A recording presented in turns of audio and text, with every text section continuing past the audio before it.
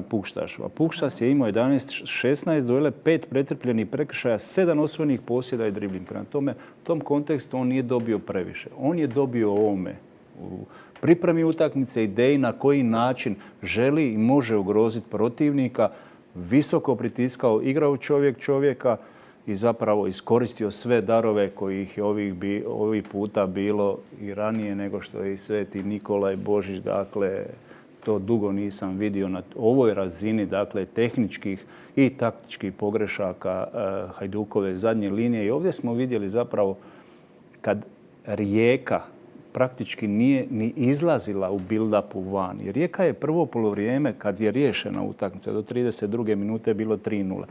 Rijeka je imala 51 dodavanje od 88, to je 55%, znači samo 88 dodavanja.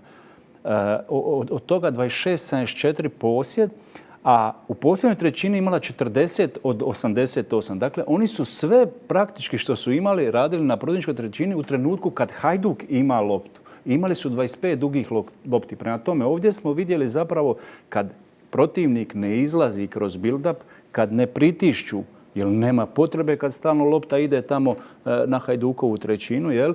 Vidjeli smo ranjivost zadnje linije koja je u zadnjih 7 utakmica primila 1 gol. Ovdje su bili, dakle, nisu imali pomoć prednje i srednje linije. Prema tome, razotkrilo se, treba potencirati.